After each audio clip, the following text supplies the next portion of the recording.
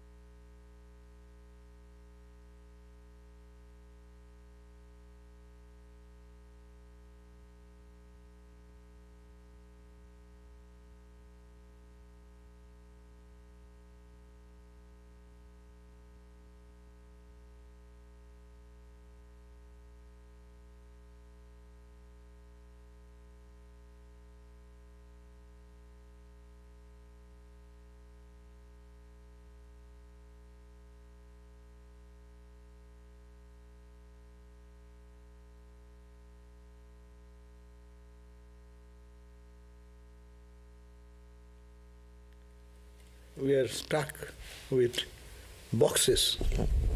Somebody has come to pick up the boxes. From, I said, put the light on a little bit. Up, all the up to the top.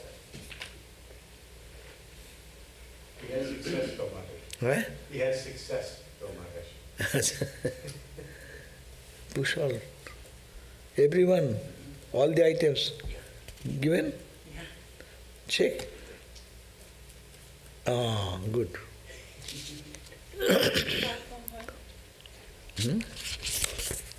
Verse number 6. 1.6. 1.6. What's 1.6? 1.6 बोला ना. ठीक है चार किस करते हो ना देखो 1.6. That's all. Go on. 1.6. Huh?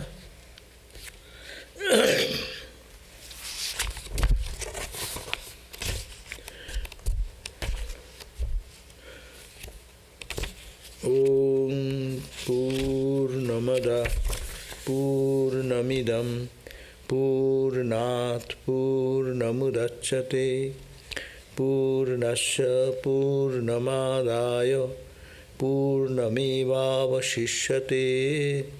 Om Shanti Shanti Shanti. That invisible Brahman is full. This Brahman with name and form is also full. The full comes from the full. If you accept the fullness of the full with knowledge that this is also full, then what is left behind is also full. Om, peace, peace, peace be unto us all. So we have started the reading of this Śvetāśvatara Upanishad. We will be reading the verse number, 4 today, 6 today. So what we have said, this Upanishad starts with the questions that when the scholars meet together, they who study with Vedanta, they talk, then that's what they start with this question. King Karanam Brahma, what is this cause of this universe? Looking at this universe, who created this universe? Is Brahman? Brahman? Or it is, how did it come from? How it is surviving? Is the Brahman is the cause? Where do we come from? Since we came, who has sustained us? After we are here, who is supporting us? Where shall we go? When end comes in our life, where shall we go? Oh, knowers of Brahman, who controls us? To that we become subject to certain rules about pain and pleasure in life. Who controls our pleasure, pain, suffering, joy? Who is there behind? Is there anybody? Then responses may come. Some may say it is time, and the creation has come, you are asking. In time it has happened. And some will say it is time. And some will say very nature of the thing. This is the way. The tree is tree, plant is plant, the sour is sour, sweet is sweet. It is the nature, in the nature. Some say cause and effect. This world is created. There may be some subtle thing came into gross to subtle to do. This is a cause and effect. And you do something good, the good result comes. So it is cause and effect is the cause of our existence. Some say, oh no, this is accident. By accident, the sun and big star came and they split into that, and then planet Earth and Earth, all the planets have been created, and then they start rotating due to gravitation. No? How did it happen? By accident. Or it is made of 5 elements, as you see, earth, water, air, fire, space, etc. These 5 elements. That may be another. Some people say that may be the cause. Or it is called we, the individual souls, we of all joined together that makes this universe. Some may say this question, and some may say, okay, maybe individual cause, or you take all these reasons together. That may be the cause of our creation of the world. So all these questions were being asked, and this type of response came. Then they could not find this solution. See, really, why this world is here, why we are here, why pain and suffering, where to go after death, they could not find by intellectually analyzing this thing. Then the third verses, they sat together. Te dhyana yoganugata pasyan. They went into deep meditation in their own heart, and they could recognize, they could understand. They looked, deep meditation, and they saw. What is that? The power of the luminous, conscious, cosmic self is the cause of the universe. There is some luminous, conscious self within. That may be the cause. They understood. And Maya hides the self behind the universe. Devatma Shakting Sagunai Nigudang. Says, by his own power, this power, which is the self-effulgent power, it covers by its own Maya this whole and creates this universe. And the self, the one and the same, controls everything mentioned previously, including this person and in time. So these are the cause. Cause is the, that means he is indicating Brahman with Maya is the creation. And now, what is this universe? And they describe that it is like a ring, wheel. It's a Brahma Chakra, made of the three gunas, Sattva, Rajas, Tamas, with the spokes, 51 spokes, all these ways of expressing. It is the Brahma Chakra, three gunas are veiling the Atman, and the spokes are all our Ashtasiddhi, etc. So many things, whatever we see in the world is created out of that. So the whole world is a chakra, Brahma Chakra. It is like a wheel, and is rotating continuously. And the senses, the eyes, ear, hand, feet, all these things are supporting this world wheel together. Now, after that, verse number 4, last time we read, that he says that the five organs of perception, he has compared this world like a stream in a river. So there are five such streams, five organs of perception, and the five currents in the river. Five elements stimulate it and make it grow powerful and crooked.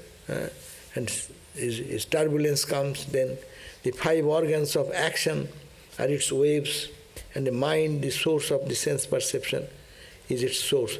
That means it is saying the five sense organs, five organs of action and perception, then, and the mind and buddhi, etc., they all create this turbulent journey in the river of life. So this life becomes miserable because there are five pancha sources of the river, five sources of so all the five elements have joined together. So that may be the pancha prana.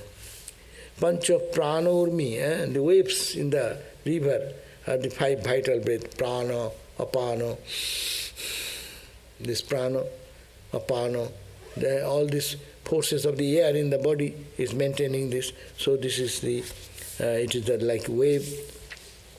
They are represented by the five organs of action, karmendriya, tongue, hand, feet, etc., etc. Pancho buddhyadi moolam. It's a mind, and its mind is the cause, because mind connects with all the senses, the mind makes the organs work. Pancha avartam, five types of wheel pools are there. The five wheel pools. What are the five wheel pools? Senses fall into the sense objects. Each sense object is a wheel pool. It drags you down. Wheel pool, what happens? When it does like that, it sucks the thing inside. So our eyes are here. Some object I see, and then it touches it and takes my mind into that wheel pool. And for all the senses, ear, tongue, taste, all these things are the five wheel pools. there is sound, the form or rupa, taste, rasa, smell, gandha, etc., etc. Pancha dukkha, 5 sorrows. We are, because falling in this trap of this journey, we are entrapped into the 5 types of suffering. What are the 5 types of suffering? Because first you are born in the mother's womb. To stay in the mother's womb is a big suffering. Then you are born, that is another suffering. All the children, 90% of the time they have to cry. So it is all suffering. So before birth is suffering, after born you are suffered, then disease comes, then old age comes, then death comes, all suffering. The pancha dukkhas. This life takes us to the pancha dukkha. And pancha parvam, 5 moods.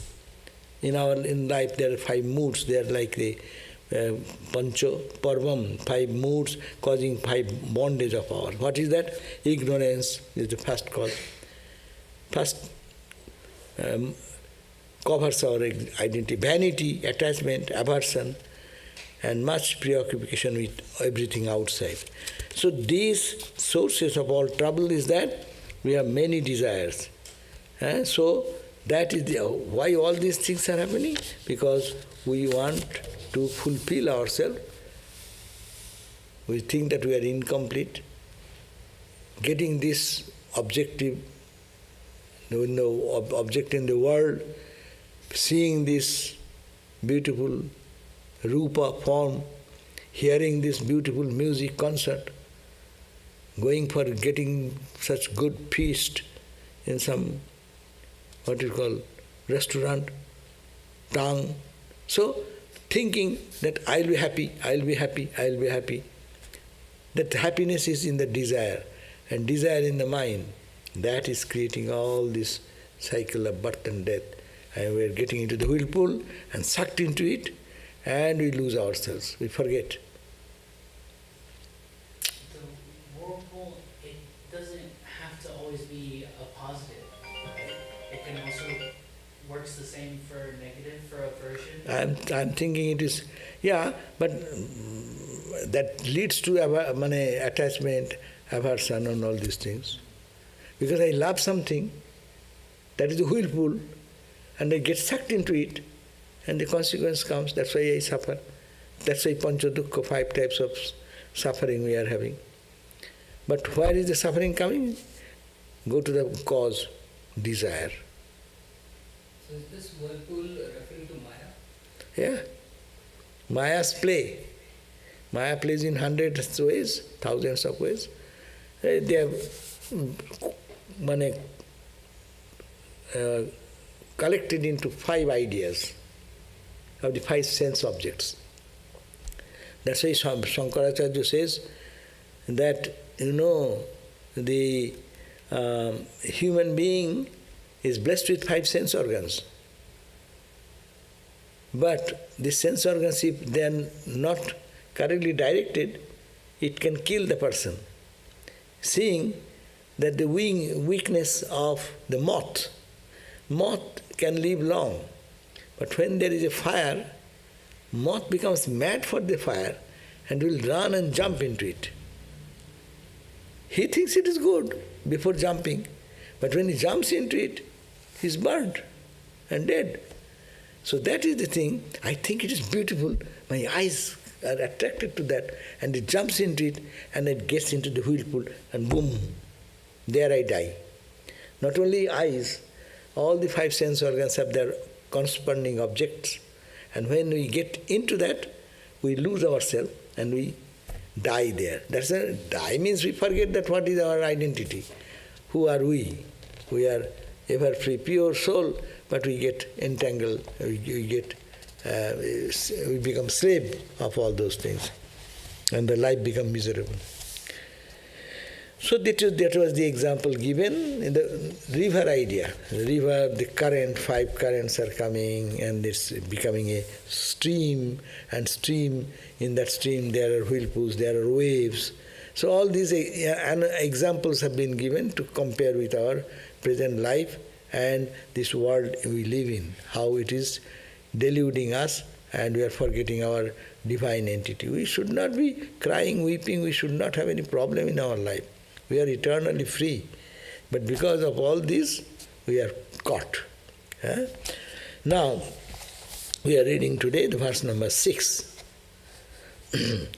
Sarva jive sarva sangasthe brihante asmin hangso brahmyate brahmachakre prithagaatmanang preritarang chamatva justas tatastena amritattameti. Amritattameti, they attain to amritatta, immortality. Attains. Eti means attains, amritatta. How? This is the picture has been given up till now. Because of our senses, because of our sense connection with the sense objects, and because of this strong stream leading towards their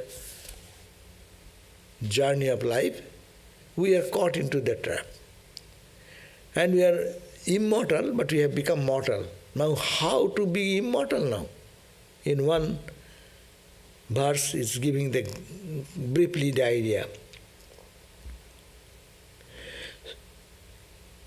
Prithag atmanam preritam matva. Thinking, preritam, who is guiding me, and who am I, being guided, they are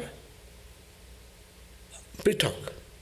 Atmanam matva, if one can separate. No.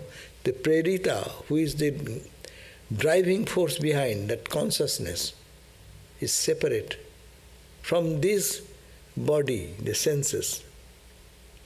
All we have talked about, the 5 elements, they are all separate.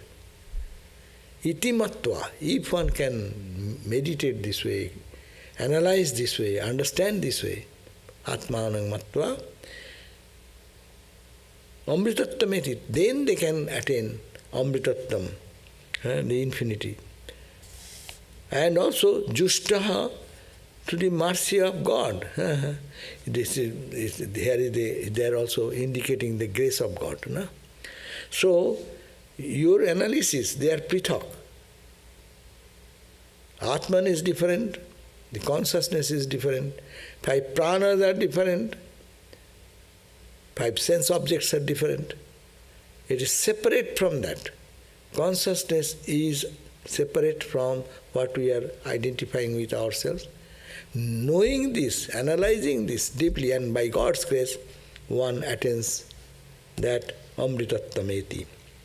And those who don't understand that, those who never think that I am separate from that consciousness is me all the time true, these are all changing. The river water flows all the time. It is not steady. It is changeful. Emotions change every time.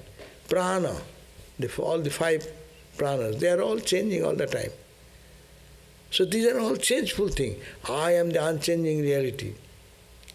Unless you analyze this and God's grace comes, no one can get release. But those who cannot, like us, sarva jive, all jivas, ajive, that Hamsa, who is the pure soul, Swan,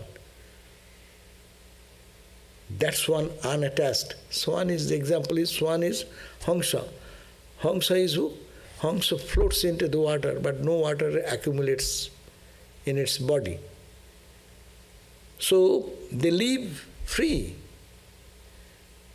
That Sarva Ajive, so long as the individual self thinks he is separate from the cosmic self, he continues to travel round the cosmic whirlpool, passing through all matters of vicissitudes, at the mercy of the Lord.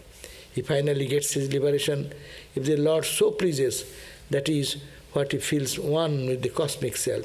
Somewhat or other, he has to become one with the cosmic self. This will happen as if the Lord is attracting him. This is one explanation, and let me see what Swami Shankara's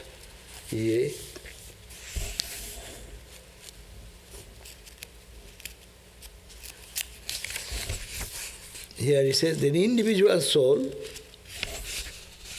that is the Hamsa, considering itself and the controller as different. First of all, I think God is somewhere else. I was explaining opposite way, but now the meaning is that this thinking that I am not one with that, I am separate. It's considering itself and that the soul and the controller are different. Revolves in this great wheel of Brahma Chakra. That is the sustenance of all and the place of dissolution of all. When one's self is adored as in identification, once one's self is adored as identified with God, then thereby one attains immortality.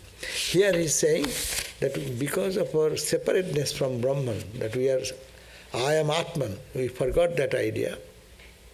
We are separating this as a separate object. It is not the object, it is my own reflection, but it is me. If that can understand, that means seeing Brahman everywhere in and out, then only one can be freed. So, Sarva Ajive, here meaning is there, Sarva is all, Ajive, they may see, Sarva Ajive, in which everything lives, Sarva Samasti, in which everything rests, Brihante, in the infinite, in this Brahma Chakra, in the wheel of Brahman. The pilgrim soul, Hamsa, Brahmate, is wheeled about. How? We all, he's saying, in everything that lives, anything is alive, in which everything lives, in which everything rests, in the infinite, in this wheel of Brahma Chakra, the pilgrim is as if making a journey, Brahmante. How? The individual soul here hitherto regarded as separate. We are always thinking, I am separate from the whole universe. I am separate from everything in the visible or invisible objects of the world. And the Prerita, as the moving force of God, is separate, thinking that separation, we are in suffering.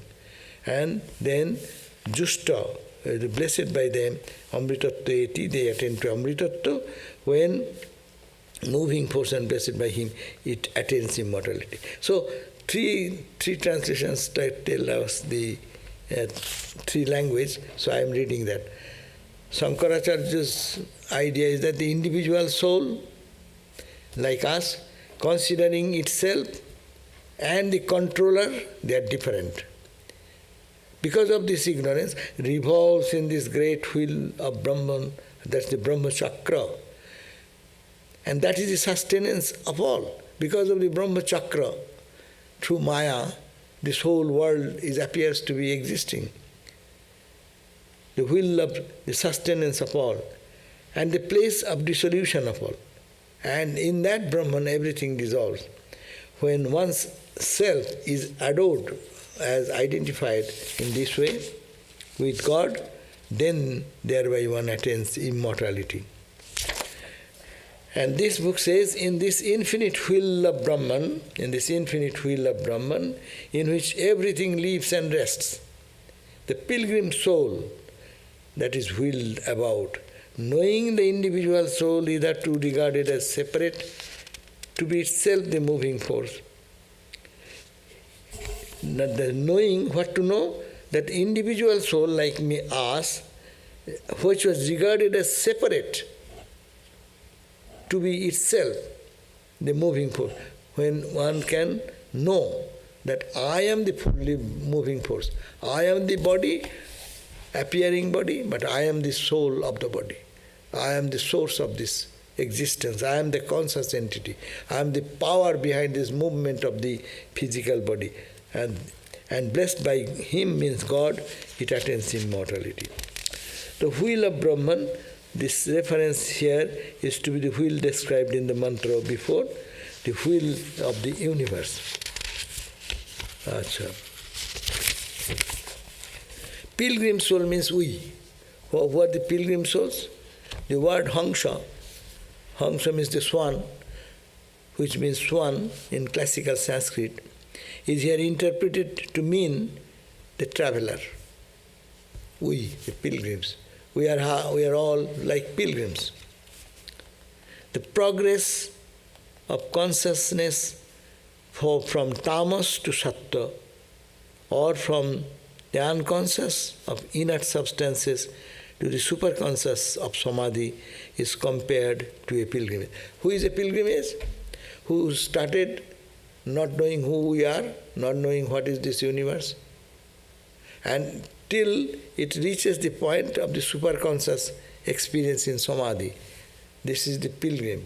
We are all moving in the life's journey to reach our home, but we went to see the world, Brahma Chakra.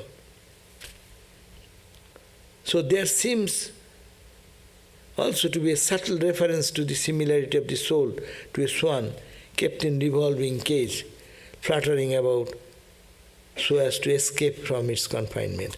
So we are all pilgrim souls. These two different commentaries, one is Shankara, it's Advaita. They all The other one is also Advaita? it is Advaita, but explained in a different way, little differently. When you translate and write, you have your own perspective little bit added. But the main theme is the same. Separation idea makes us weak. When I think I am everything, then you are free. The Vedanta's highest conclusion is what? Aham Brahmasmi. I am that. When one attains to that, then he is the free person. Then his experience is full. When he is little difference from the divine entity makes us a worldly person. And that's the pilgrimage. Here it is mentioned that, say, Brahma, Sarva Jive, Sarva Samaste Brihantasmi, Hangshaha. Hangsha means the swan. Swan means we who are making a journey from the unknowing state to the knowing of superconscious state, wherein I am the only entity. I have become everything. I am that, no? So that experience. Is wheeled about means the reference to the theory of reincarnation. Means we are born again and again and again. So an individual soul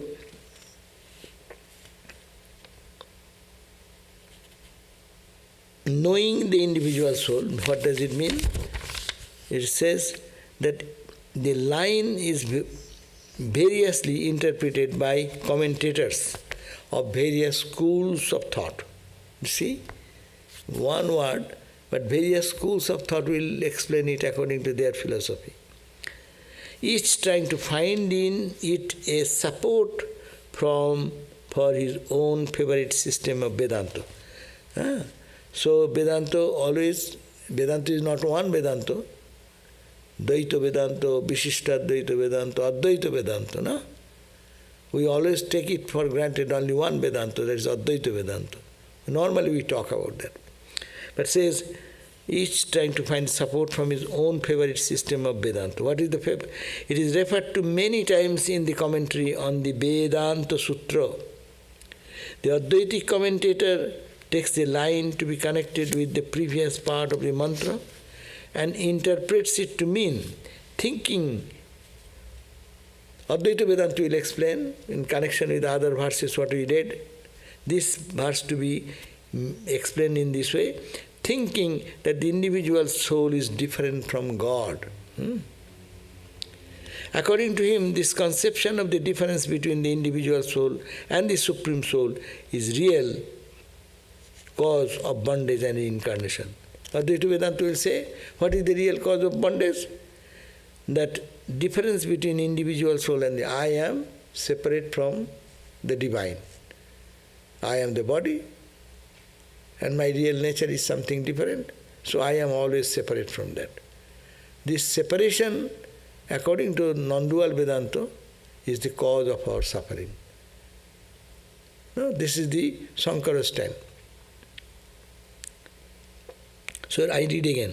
According to him, means Sankara, this conception of the difference between the individual soul and the Supreme Soul is the real cause of our bondage and reincarnation. Why we are being born again and again and again? What is the cause? The real cause is that separation. I am separate. I am a small body-mind complex.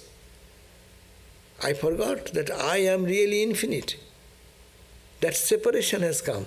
Ignorance has separated me from my real nature. That is the cause of suffering.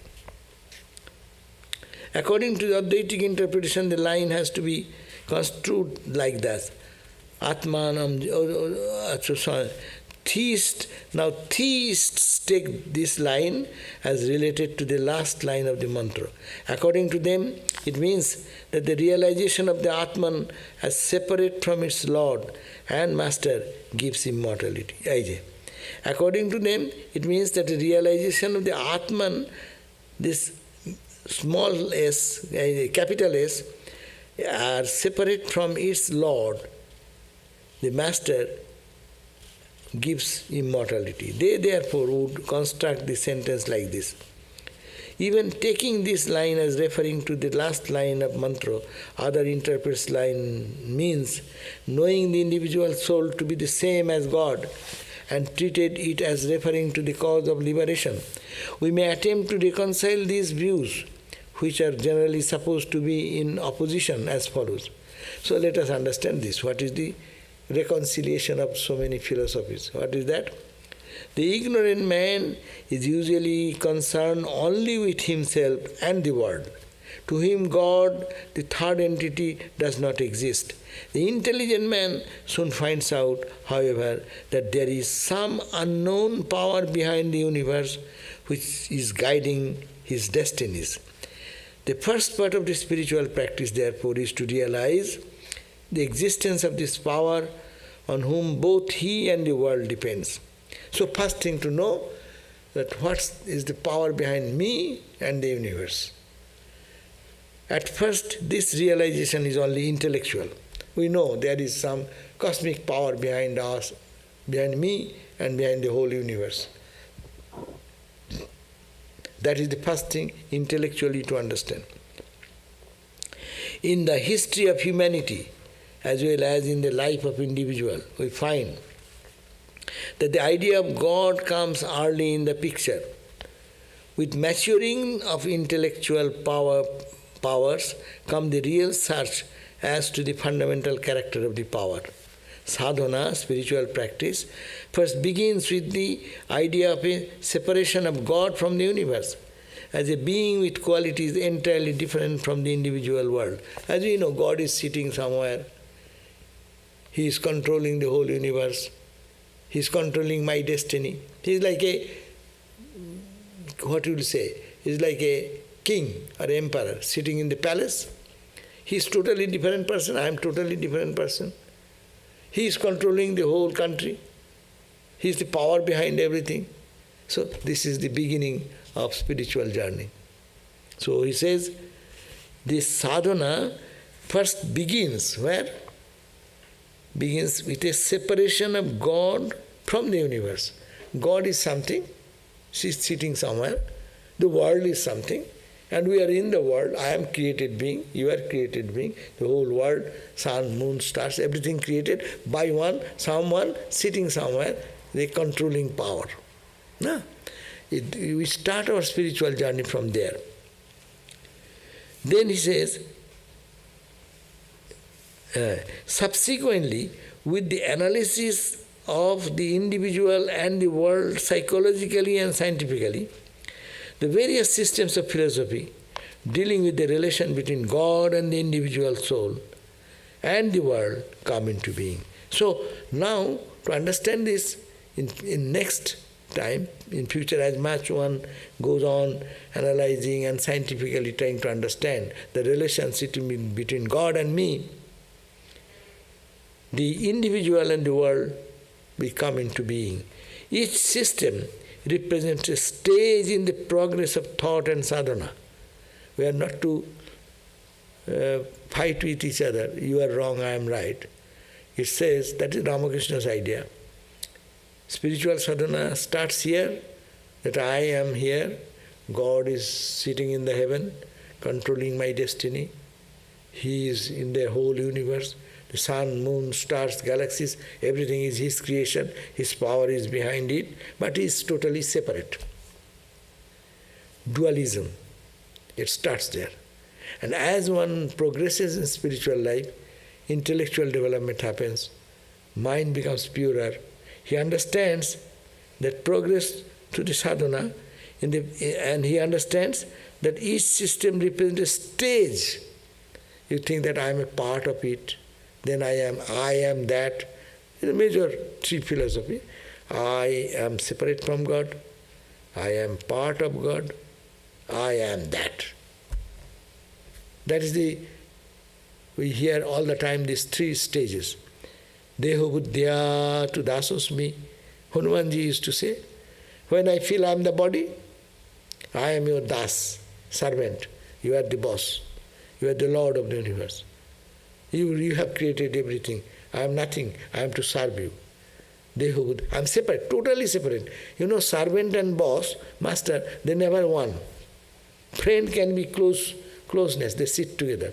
A servant will always sit at the feet or stand outside, no? That is the servant idea. So God and servant. So Deho Buddhya, when I am having body consciousness, I am the dasa, I am your servant. Jiva Buddhya, when I think I am an individual soul, then you are the cosmic soul, and I am a part of that. And if my spiritual journey moves further, then I find that Atma Buddhya, when I think I am the Atman, consciousness itself, Tameva Aham, I am you. Oh Lord, you are no more separate from me. Oh Krishna, oh Rama, you are not separate from me. I am and you are all one. So these are the three stages of development. So here it is saying the individual soul means a soul who is making a pilgrimage from the state of ignorance, the ideal of dualism, to the qualified non-dualism, to the absolute Advaita. So this is so it represents a stage in the progress and sadhana. In the final stage of realization, in the depths of samadhi, the world and the individual soul, as we know them, vanish entirely. And God alone remains. That's the Vijnanavad. That is the philosophy of seeing Brahman everywhere. There is nothing but Brahman. And Ramakrishna used to live in that consciousness many times. Not all the time, otherwise he cannot sing, dance, eat. In a certain mood, he was in the tune to that. When a babu, a person is walking on the grass and he felt the pain. He is identified with everything. It is me, everything is me. So, the individual soul gradually acquires all fundamental characteristics of God. Being in that state, when they tune himself gradually, all the character, Ramakrishna says, all the quality, father's qualities comes to the son inherits everything of father. And almost, it should be one son then, anyhow.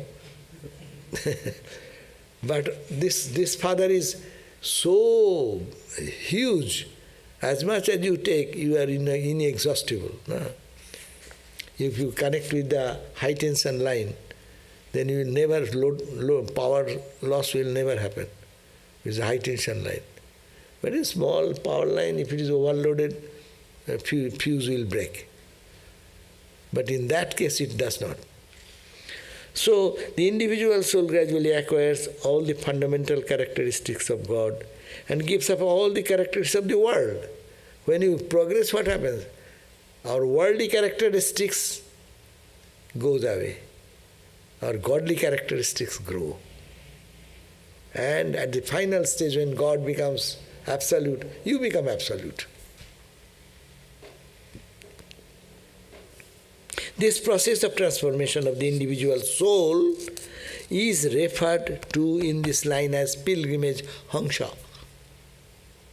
Very good. So, You see, if you go into the depth, there is so much to understand. We are all Hansas. We are all pilgrims. We are going to reach the ultimate destination. We are at different points of the journey. And as we are in different points of journey, we can easily move joyfully till we reach the goal. And the goal will be that time it will be oneness with that reality. And when you're coming down from that, you see that oneness everywhere, here and there, in and out, everywhere. This transformation involves both the processes, namely, first find the difference between God and you, as we know it, first stage. Secondly, the identification of God with the individual soul. I am a part of the soul. Actually, our meditation is feeling like that, no? When you think of your Ishta Devata, what do? You move towards him and you try to forget you are. And when you really can stay for a split second, then you feel he is the only reality. Your identity is gone. But it's not totally gone. That's why it is Vishishta Advaita. So it's identifying with the divine. I referred this incident, Swami Visuddhananda. He was telling to some of the nuns of the Sarvadevananda when they visited. He was the president Maharaj that time. And he was telling, when you're good meditation, what it does.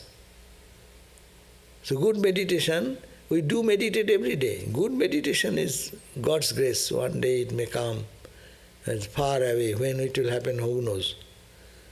He said, one day I was trying to meditate. I do meditate every day. It is quoting Visuddhananda, our president, eighth president. Eighth president of our Ramakrishna order, no? After Shankarananda Swami, Holy Mother's disciple. So he was talking that, let me tell you, he was hesitating, then ultimately he was very in a different mood. He said, let me tell you, because sadhus don't talk about their own experiences. He said, I was meditating that day, and what happened? The mind, I forget the body consciousness. And my soul entered into, as it were, in the thought of my Ishta. And for a small period of time, it entered there. I totally forgot about my body. And then I felt bliss flowing all through my body. I felt a different sensation. And then when it came out, I saw that honey is drizzling from everything, the leaves, the plants, the people, everything is filled with honey, honey, honey. You see, you are separate, you are remaining yourself. At the same time, you are feeling the honey everywhere. It's called the Vishishta Advaita. Thinking, it is not at absolute samadhi, but he is describing this state. What a beautiful analogy he gave it by his own experience, that I felt enormous joy in every pore of my body, as if it is only there is bliss and joy. And I opened my eyes and went, and I saw anything I see, it is all honey drizzling. Everywhere honey, honey. Madhu vata ritayate. Upanishad says, honey is everywhere. In the wind is the honey. In the air is the honey. Everything is permeable. For us, scorching sun, hot blast of wind, storm, but for them honey, honey, honey. So it says the identification of it starts, first is separation. Secondly, the identification of God, personal God, with the individual soul, as it really is. The two beings, part of the same process, there is no real conflict between them. So you move in this way, there is no conflict. How you get it? You can try yourself. But Upanishad says, by the to be 3, 4, knowing the individual soul is to getting, and to be itself the moving force blessed by him. Him means what? Blessed means what? Blessed means the blessing of God. That's why how much you struggle. Every day we have to pray, pray, pray, pray, pray, pray. You may be a good meditator, you may be a good Vedanta student, but pray to God. Kripa, kripa, kripa. So he says, the Upanishad is saying, blessed means the blessing of God according to Advaitic interpretation. It is not dualistic interpretation. According to Advaitic interpretation, is the realization of the oneness of Jiva and Brahman. No? That is the realization of oneness of Jiva and Brahman. The thesis construe it as referring to the doctrine of grace. So blessed, that by blessing of God, that comes. There are no real conflict between the two views, as the Lord's grace is necessary for the realization of the identity. A greater difficulty is as to how to reconcile the doctrine of grace with the doctrine of karma or self-effort. Here also the difficulty can be overcome if we understand that the grace of God is bestowed on a person only after he has reached the limits of self-effort. How to get absorbed in Brahman is described in the next mantra. Okay? So what actually we read in this sixth verse, that in this infinite wheel of Brahman, in which everything lives and rests as we are, the sun, moon, stars, we individual beings, animals, trees, plants, everything what is resting, the pilgrim, we are the pilgrim soul. This pilgrim soul is whirling about. And it has a joy to experience this, to experience that, to experience so many things in the world. We are never satisfied. No? How many times we saw beautiful things. But how still now you see something, your eyes will run. How many times you have heard so many sweet words. Still ear says, oh, good. And if someone says something, So, how many times it has happened? But experience is endless, endless. So we will in the world of samsara. Infinite will. That's why we do not know how many times we are born, how many times this life is going on, how this life goes on, and we have lived how many times we forget, but we have the samskara in that. That's why we sometimes behave like a snake, like a jackal, like a howling. All the nature is here. In human being you see all the beastly nature. All the beastly nature is in human being. A person is very good, and when he is angry, look at that, how the boom, boom, boom thing comes up. Uncontrolled. Where did it come from? Vacuum? Void? It is all stored in the wheel of samsara. You're going through this, I want this, and all the experiences gathered in that, and then we are moving and moving on. And in which everything lives and rests. And in this wheel of samsara, everything is resting. Gods, angels, we are worshipping the gods. They also in the wheel of Brahmachakra. Indra, Chandra, Varuna, Durga, Kali, Shiva, all in the creation level, no? Beyond creation, where is any gods, goddesses? Who is you? Who are you? Where is your God? Where is your sadhana? Where is your pain? Where is your suffering? Gone. That's a different area. But before you reach that point, in the wheel chakra, everyone, that's why you call it Maya's chakra, everyone is round and round moving. The pilgrim soul is wheeled about, as we are all wheeling about. But we have no control over that. We are bound to, like a forced to move on in this life. Knowing the individual soul hitherto regarded as separate, to be itself the moving force, the blessed by him, it attains immortality. So he says that when regarding they are all separate, these two are separate, and it to be the power, moving force is that Brahman is the moving force, knowing this, and blessed by him, a Saguna Brahma, God's grace, because when you are sadhana, you are in the region of the Saguna Brahma, personal God. And cross personal God, so personal God is also vanished. You also vanish. Therefore, Swamiji in the Song of Sannyasi, neither I, neither you, or what is the last few lines? Last few lines of Song of Sannyasis. We chant every day. You should memorize. At the end it says that I, thou, everything is gone, and I am that. That I am.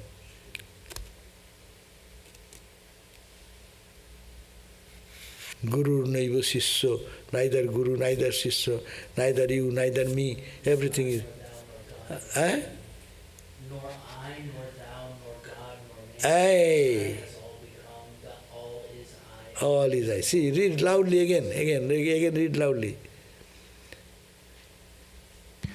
Nor I, nor thou, nor God, nor man, the I has all become, the all is I and bliss. Know thou art that sannyasin bolse om tasa om. Yeah. No, thou art that. You have to read like that. No, thou art that. Sannyasi in bold. Say, I am that. Neither God, nor angel, no God, not I, not thou, not God. There is no God, there is neither he, neither I. Only all has become I, and I am that. Thou art that, sannyasi in bold. A sannyasi means, we are all sannyasis. When you can tune yourself to that level, you are sannyasi.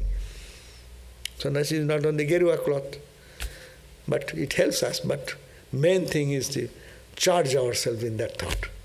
Thou art that, thou art that. Okay, so we can end here.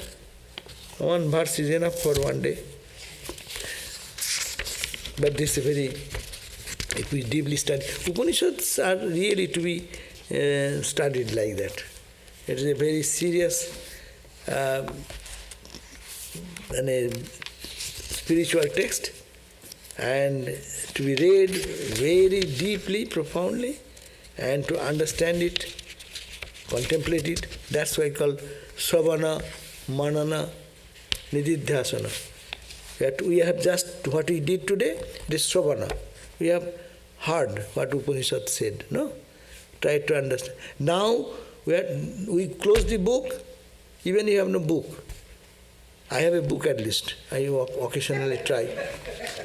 So when the book is closed, the next week I will come back, then the book will open. And you need not have to open the book also. So you are free soul. So, but no, it now starts manana. This whole week should be contemplating on every word of the Upanishad is very powerful. Sarva, jive, sangaste. No, who is the jiva? Who is jiva? Just one thought. You are a pilgrimage. You are all doing pilgrim from our ignorant state to the state of highest realization. So that's why the Upanishads have to be first heard. We have heard today. We don't do the second part. We should do manana, reflecting, and manana should to meditate on this. We meditate on God's form, meditation. Meditate on this verse. That is a meditation in Vedanta. What is meditation? Going deeper into the understanding. What does it mean? The power behind all creation. Think. Go to your own concept of the supply energy behind all our existence. It is the material science will say it is all energy, no? Behind this whole universe there is only one energy. There is no solid, there is no liquid, there is no gas. It is all energy.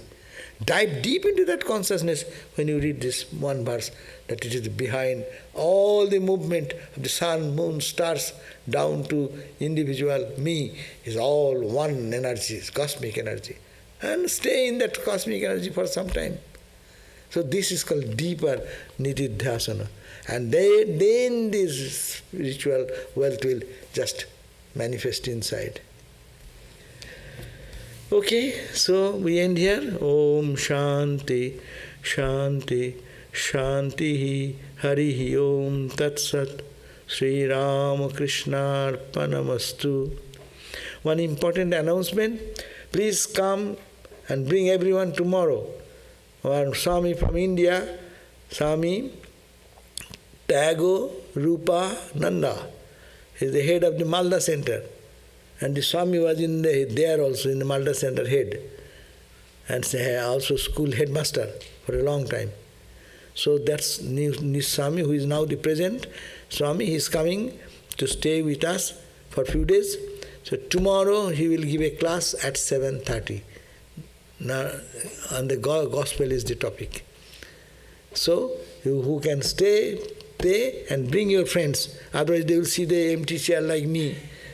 They will say, my God, how can I talk to this type of guy? They are coming from India. They always see thousands people. They don't talk small gathering, 200, 100, very few people has come today. If they find 100, 200 people, very few people have come. 1,000, yeah, okay. So we should not give a bad picture. So call your friends, come to 7:30. And then tomorrow we'll be here, and next Thursday and Friday he will be going to Swamiji house and other places. And Saturday he will be speaking in Santa Barbara, and Sunday he will be speaking in Trabuco. And Monday they go away. So this is the short visit. Okay, so two questions have come, so 2-3 questions are here.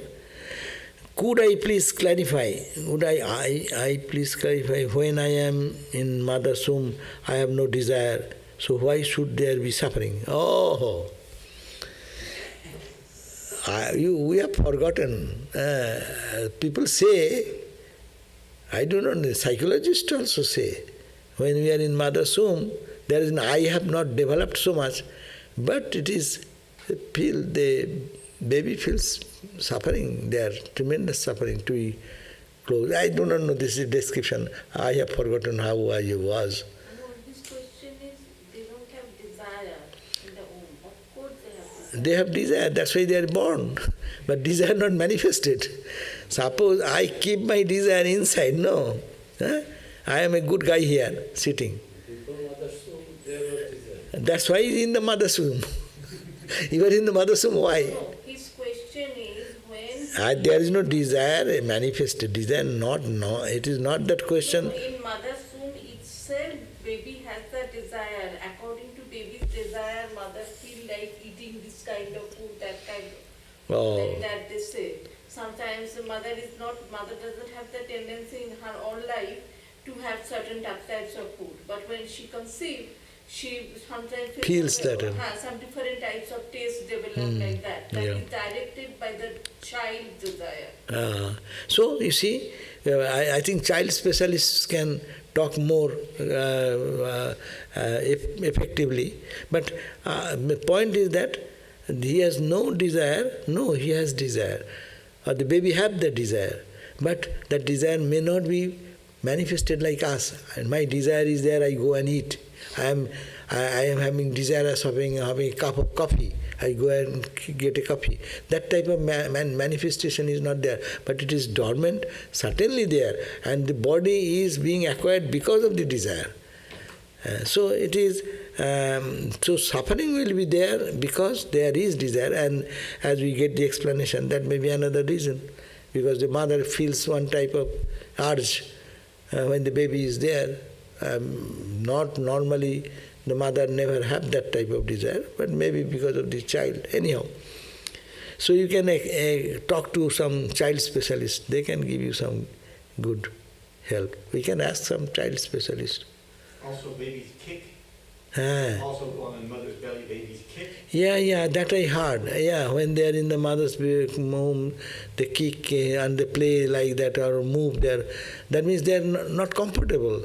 Trying to get out or something like that. God knows, we forgot everything. Everyone went to that stage. There might be joy also. Joy, according to the previous karma, suffering also will be there. If we have done good karmas, good desires, then there will be joy also. Yeah, but in the mother's womb, question is in the mother's womb whether there is joy or suffering. We are talking it is suffering.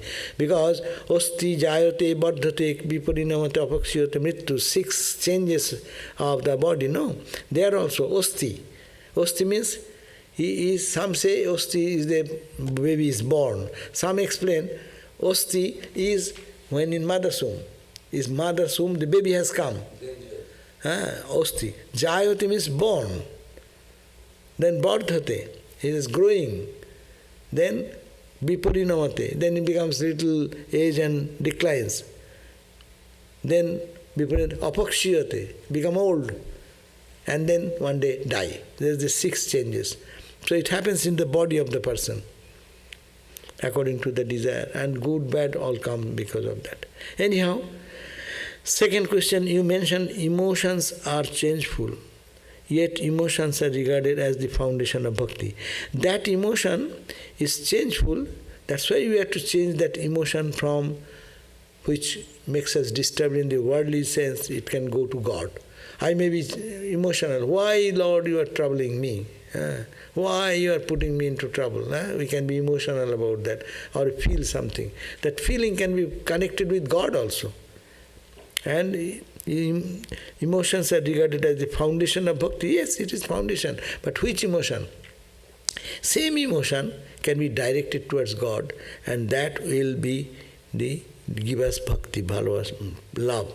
How can something as tumultuous as our moods bring us to the changeless, beyond ordinary compassion?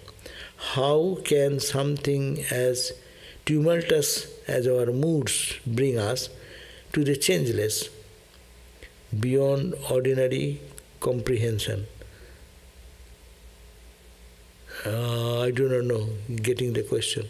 Bhakti, if bhakti is based off of emotion, and emotion is unsteady, how can unsteady lead to steady? Acha. Yeah, bhakti for material thing is unsteady. Because material thing never becomes steady. Because you get one, you have to get another, more and more and more. But bhakti, when you get real bhakti, devotion to God, it gives us such absorption in God, then it only intensifies but not deviates from that. When you look at the bees, when they sit on the flower and they suck the honey, when they suck the honey, there is fluctuation, fluttering, running again sitting. You have not start sucking the blood, sucking the honey. When he sits and sucks the honey, and Ramakrishna also gave that example, the fluttering stops. And you see, perfectly calm and sucking only the honey. So it is not deflecting from that honey sucking. When you know it is honey, and when you are trained to absorb that honey, then it will not be different. It will not be deflecting anymore. So it is a difference between material emotion connected with the material object and connection with the consciousness or Satchidananda self, which is God. Okay? And another is avataro come to establish dharma. Other religions have had the same issues or worse as Hindu dharma, avataro came. Why don't avataro incarnate in other religions like in Hinduism to re-establish dharma? Only God can answer to that question, because it is God comes as avatar. So it is we should ask him, why don't you come? But I think he comes also in place where it is congenial, when people can understand him. No, he comes. Swami Vivekananda came here. He was understood by the Americans because he appeared as the American needs. Their intellectualism, their understanding, their thought, rational mind. But if Ramakrishna would have come here, they would have crucified him again. I think because of that fear he does not born in other countries. Just joke. The question is that, yes, why do not avatara incarnate in other religions? I do not know. Maybe they are incarnating, but that really in Hinduism we have so many incarnations, we believe, and they have transformed the whole society and whole humanity. But why they can flourish there more? People can appreciate them when in their even from the childhood, environment is congenial. So probably that may be one reason. I do not know. I cannot answer. But it matters little whether he is born in this country or that country. Their message is the eternal message. Seed strong only in the environment where it is convenient. Eh? It will be spiritually convenient, that is why Bhagavatam is found there. So what is the convenience? That's the point. Convenient means, as I said, the people, they look at that, they come in a very highly spiritual family. Like Ramakrishna came, his father is so pure, mother is so simple and pure. No? Their whole family, they live on God consciousness, prayer, puja, all these things. No? So and also those people who you are born around, they are also spiritually enlightened people. So,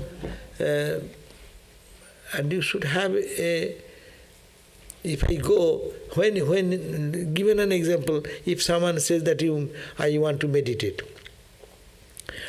meditate and give a demonstration of meditation, shall I go to a dancing club?